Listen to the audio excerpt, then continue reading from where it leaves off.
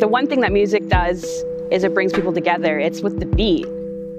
Being Indigenous, we've been taught since we were very little with the drum beat of our traditional songs. That's the beat when you're in the womb. That's your mom's heartbeat. Everything is just connected by that, right? And so people can't deny good music when they hear it. And it brings people together. It's pretty awesome.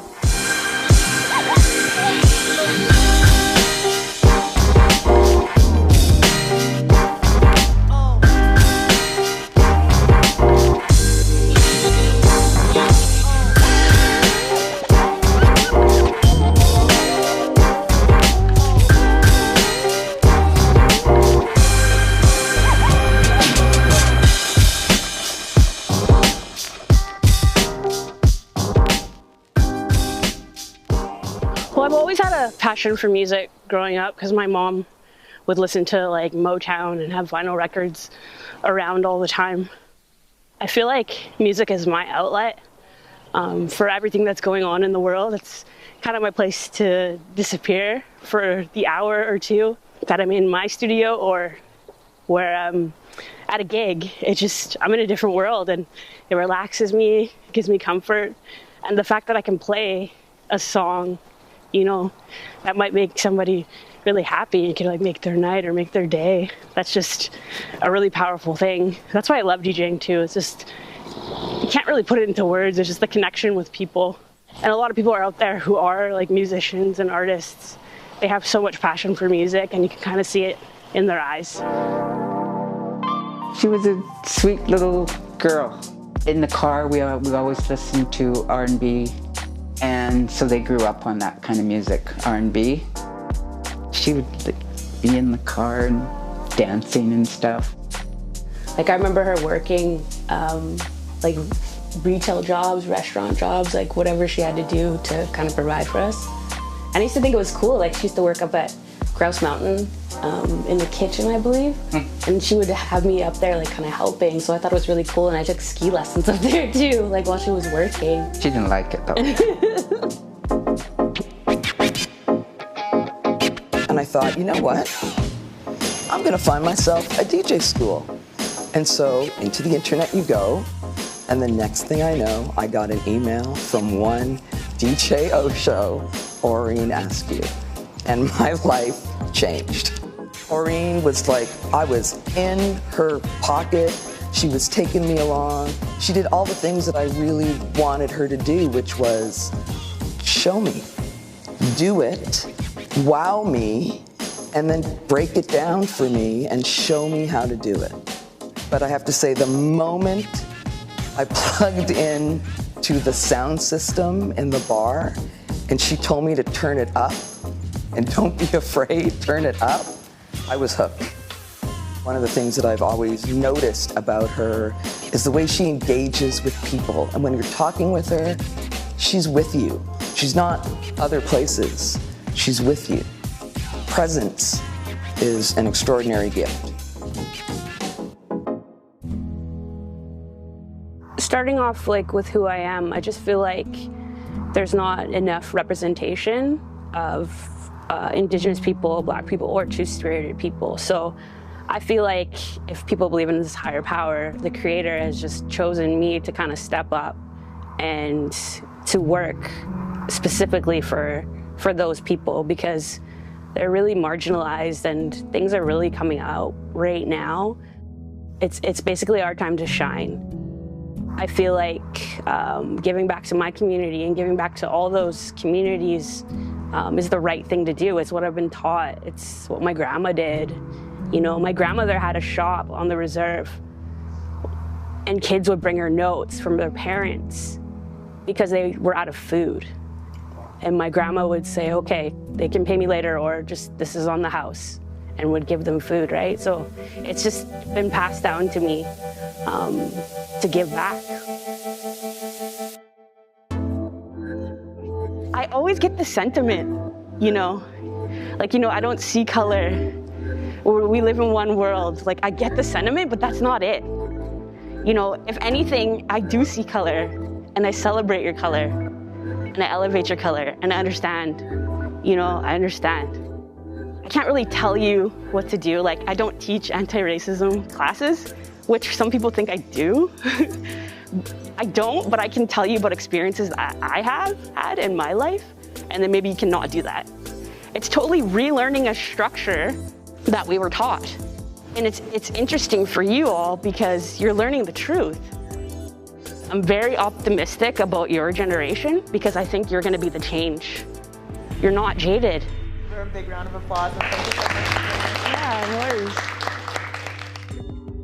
I think it's really important to mentor youth just because that's what we've been taught our whole life, and that's what our elders do for us. We just keep sharing stories and sharing our knowledge of what we know. And it's funny because I joke around sometimes and I say it's an investment in my future because I want to be rolling around in a gold wheelchair when I'm older.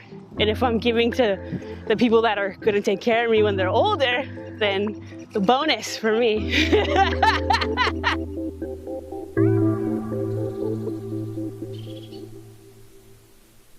Since I was born, I've been told legends and stories, and I think that's our art form as well. We're just amazing storytellers.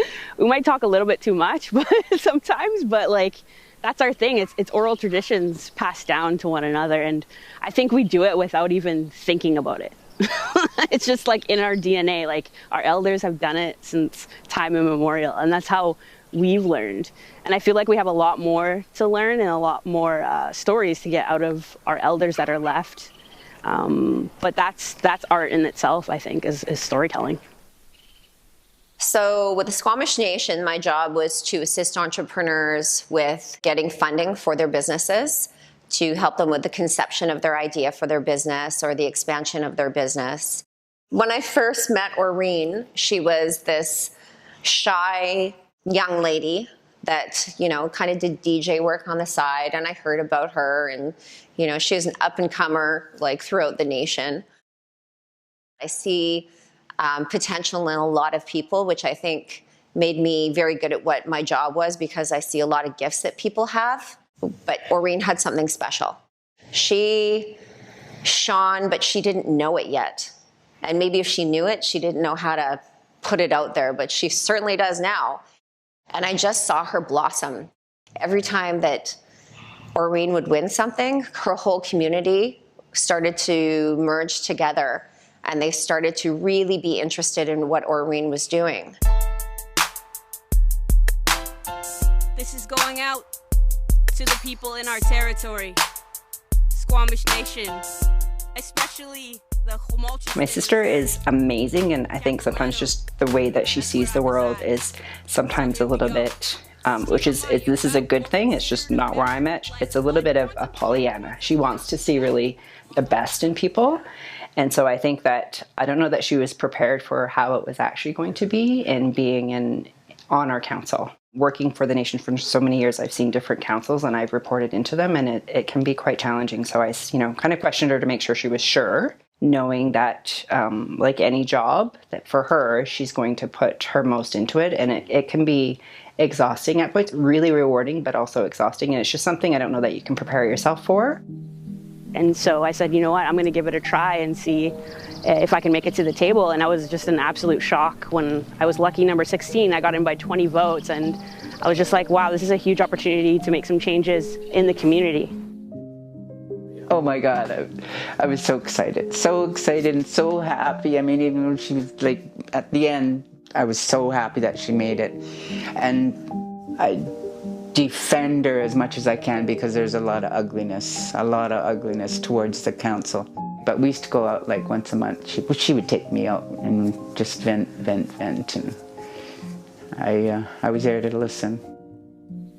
I'm from the first generation that didn't go to residential school. So people always ask me how I'm so positive, and I just keep going. I think that helps too, because my mind and my heart aren't so jaded for having to go through something like that. And then I see these young people who have that innocence still, and they see the world in a completely different way than others. They're so optimistic and they're so positive, and that's why I think I really connect with them. Like, we have that same attitude, like, let's do it, let's get it done, let's keep going, you know? Sometimes I feel like a stork just dropped me off, like, at my house and was like, here, deal with it. Because I was brought up as like an Indigenous person, and that's what I feel like. So I ask people if this makes sense when I say this, and they say yes, but I forget that I'm Black sometimes, especially in Vancouver. There's not a huge Black community here. There is one, though, I'll recognize that. But I've been just immersed in Indigenous culture and not really Black culture in Vancouver.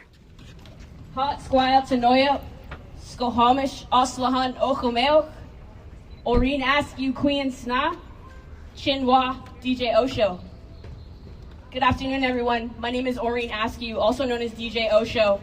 I am from the Squamish Nation, and I want to welcome everyone to our shared territory of the Musqueam, Squamish, and Tsleil-Waututh people. I'm also the spokesperson for Squamish Nation Council. So I'm a politician. So I'm a DJ and a politician. Quite the mix there. But most importantly, I'm Afro-Indigenous.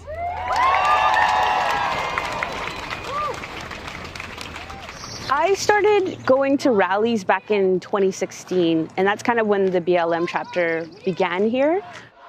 To see other Black folks in Vancouver just come together like that so peacefully, it was amazing.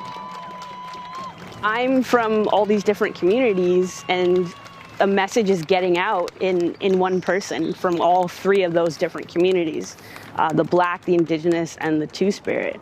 So I felt like it was really important for me to be there, and it's just such a sense of comfort that they have like a chapter of BLM here in Vancouver.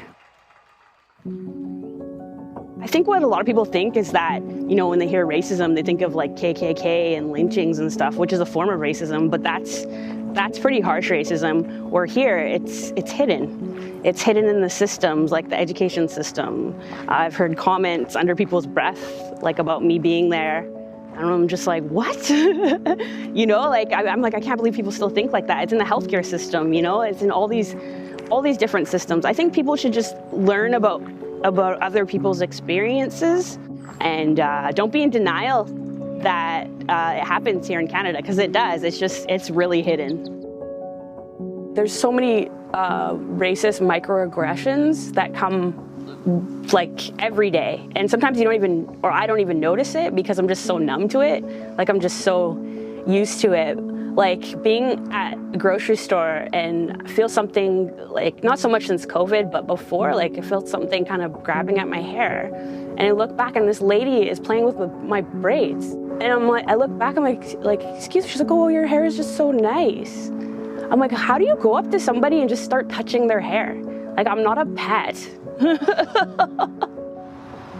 I think about all of the other people that have probably experienced the same thing, and I feel like within the changes that have happened within the last year, like the murder of George Floyd, I think it's more acceptable for people to talk about their experiences with racism, and it might make people a little uncomfortable, but I think right now is the time for people to talk about their experiences. Like, it's okay, and we're not trying to make people feel guilty. We want people to know what we've experienced and to have more compassion for our people.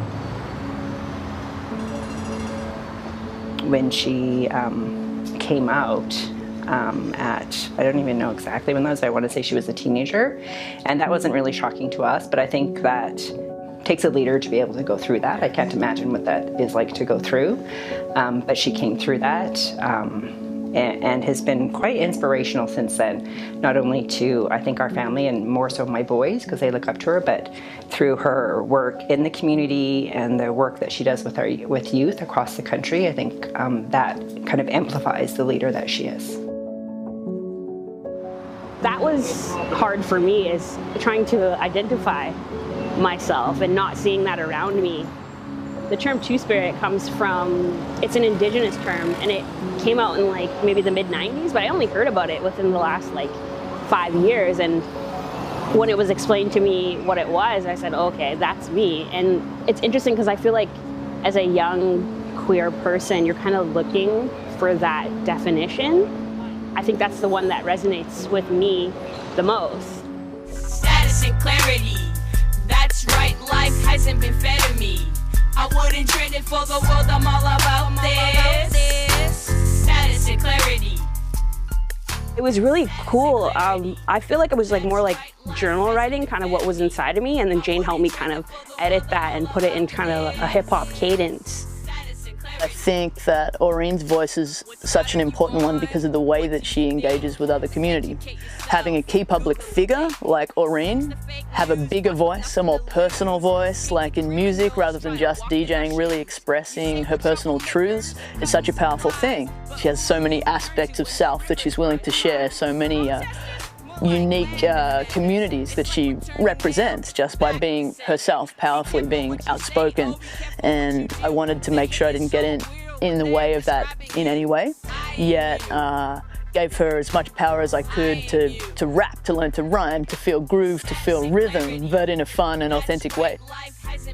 I was just honest about things that I've gone through in my life and things that are going on right now. I talk about residential school with my mom, you know, this thing called the Indian Act. I have a status card. Some people don't even know what that is. I basically have a barcode by the Canadian government, and I memorized that number since I was so little. But yeah, that's it in it. It's all me. It's everything I've gone through and what's gonna happen in the future and what's happening right now. Pride, utmost pride I have for her. Like, I always tell her she's so amazing, and I'm so proud. I'm a proud mama. And superstar. Both my girls I call them superstars. Yeah, Mom, thank you. Thanks for always being there for me. Thanks for not stopping. You just kept going. And I hope that I can do that. Of course. You will. I know you will. I've had to overcome some weaknesses along the way, as far as like drinking. It'll be 29 years on the 20th of this month, and she remembers it every year. Yeah, I did that for my kids, to break a cycle.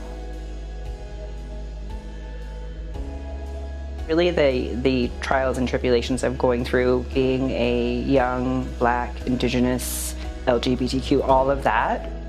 Challenging is an understatement. I don't know what the word is, but she's been able to come through that and really share her experience.